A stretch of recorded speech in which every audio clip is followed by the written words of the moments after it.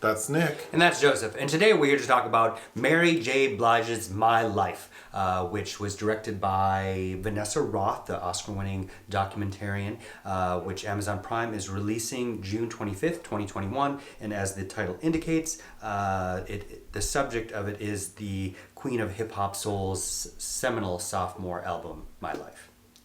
What has Vanessa Roth done? A number of things. She won her Oscar for her 2007 documentary short Freeheld, which was later adapted, I think in 2015, as a film version starring Julianne Moore, Elliot Page, and Michael Shannon. Okay. All right. So I love Mary J. Blige. Mm-hmm. I think she's my number 2 fave after Janet. So I think anything involving her would be enjoyable. Mm-hmm. So that's that.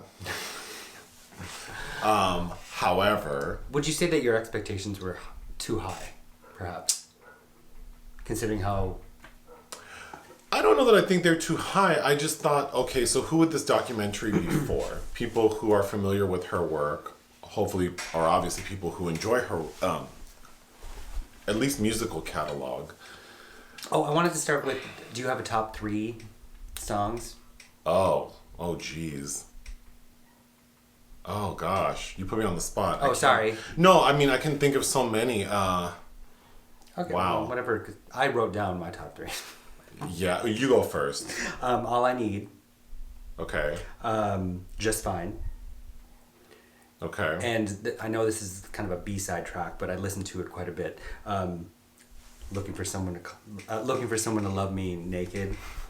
With Lil Wayne and Diddy, I think. Yeah. I think, well, Love at First Sight, You're All I Need, which is another song with her and Method Man. God, I mean, I really, really like her first album, What's the 411? What? Oh, I thought that was the title, All I Need with Method Man. Oh, I thought you were referring to she has a song called All I Need from her 4th album, I think. Oh. That's what I thought you were talking about. Oh, you were talking about the Method Man song. Yeah. Okay, yeah, that's a great song. But like the entire first album I really like. I really like My Life. That would be hard. I'd have to think about it. Okay, sorry. Love Yourself, even though it features Kanye West, I really like that song. I mean, Kanye did have a couple good songs. Anyway. He did. And then she had that Dance Remix album, and there are a few tracks off that I really, really like. Anyway, this documentary, I feel like, my notes, I only have like 4 notes because there's nothing in the documentary we didn't already know as Mary J. Blige fans.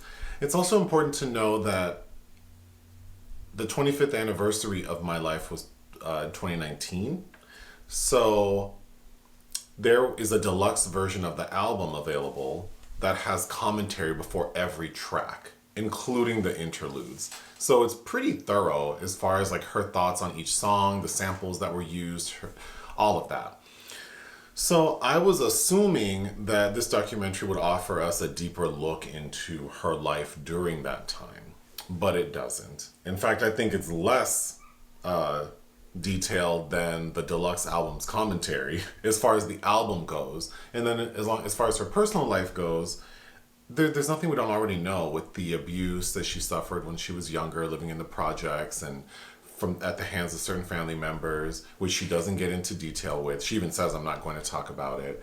I think her relationship with Casey from Jodeci and the abusive nature of their relationship was very well documented back then. So that's not a surprise. She doesn't talk about her marriage to Kendu Isaac. So, there's none of that.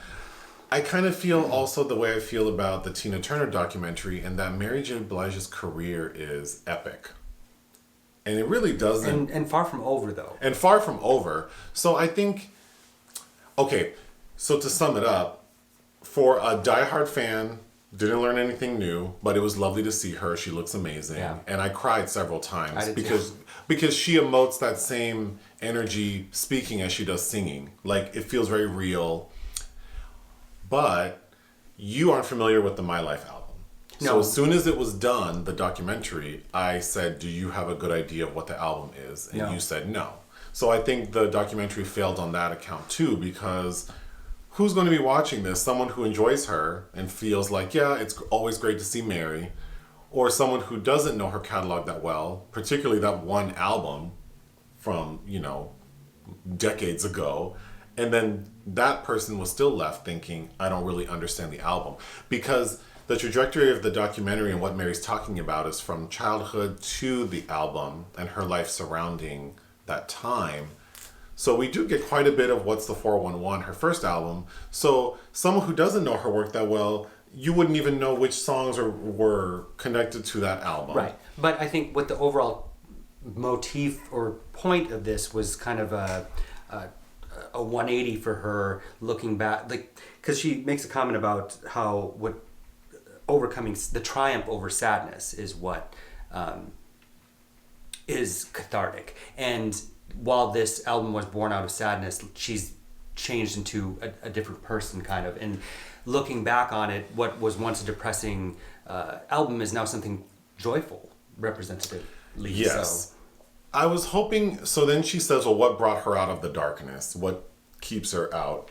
So what brought her out is she relays a story of her sitting in her home on a Sunday afternoon, and like the clouds coming through the window, and she realized that like God wouldn't want her to be like a drug addict and depressed, so then she just stopped. Or, I mean, she didn't really. They're broad strokes. She's painting with very broad strokes. She didn't expound, and it seemed very purposeful. But to me, I think, if that's, and we were saying maybe either she can't articulate or doesn't want to, this trauma from her past, because what she's given us is that's in her music, and that's what people connect with. And that's how I feel about Tina Turner. Like, Mary J. Blige has given us what we needed from her, which is her art, and I don't expect her to give me anything else. I just find it strange that she would then agree to do this documentary and sort of skirt around things that, she has to say, well, I don't want to talk about that, or she's going to be vague about this.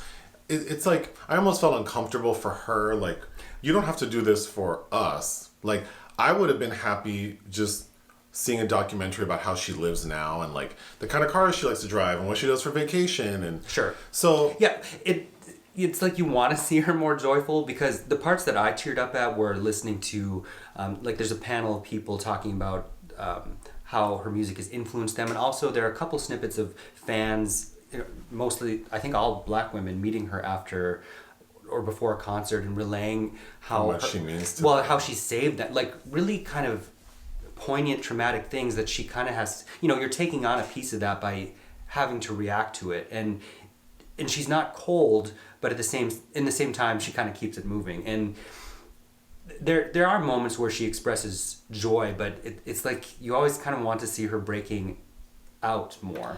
Yeah, but that's her, and we and we love her for it.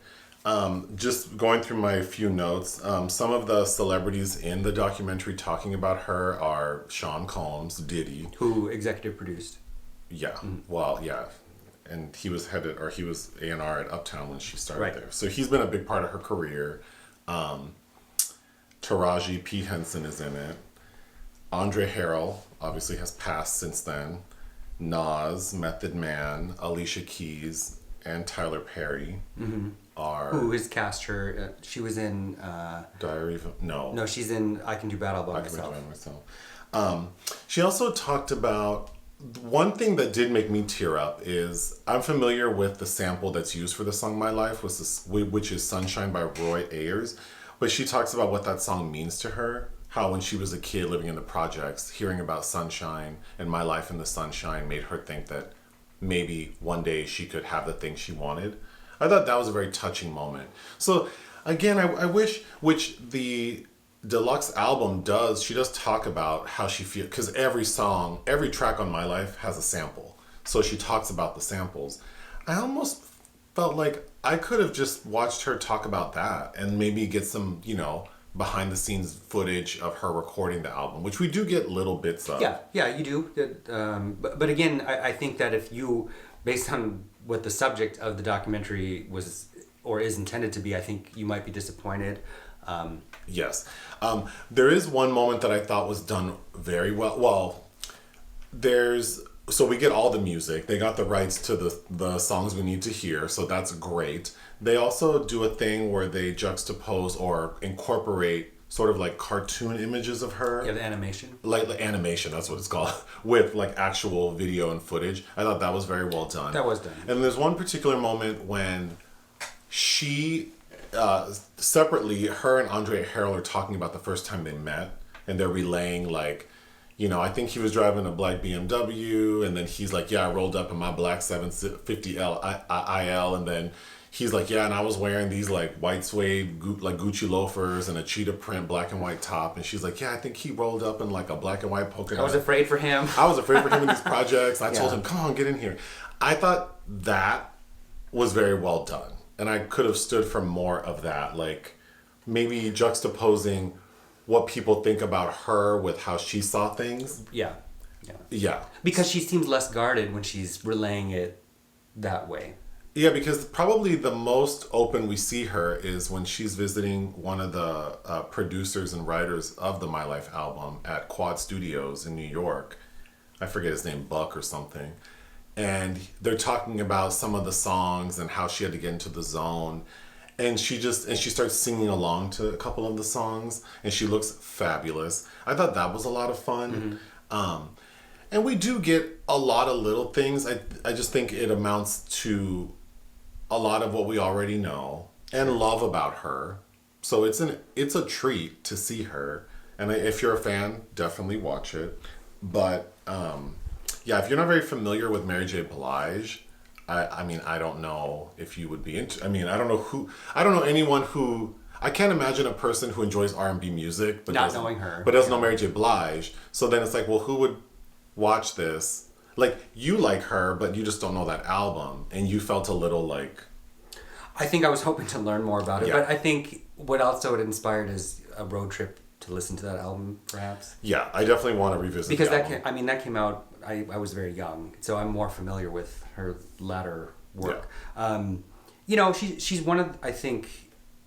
Well, now that we just watched it, she's prominent in my mind of musicians, musical artists who are go-tos for who you authentically believe is singing about their own Yes. experiences and feelings. Because I think we always kind of joke about, you know, Celine Dion, also off the top of my head, of did she, you know, I don't believe that she knows what she's talking about all the time. Or like a Britney Spears. Or Britney Spears. Yeah, is a really good like example. you're Yeah. not doing the thing. Or even Madonna, talking about Oh, being, for sure. Yeah. Yeah, you're not a girl. But Mary, what she sings, we believe. Yeah, Yeah. absolutely.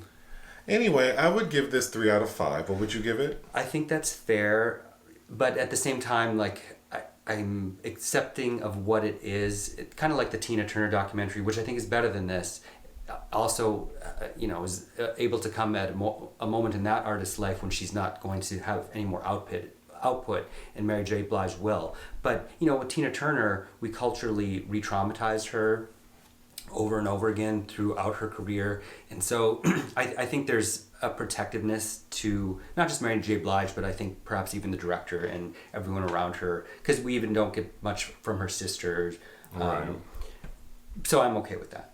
Oh, I feel like I should mention, since I'm always talking about hair, that I think Mary J. Blige should be a sort of standard reference for how to apply a wig.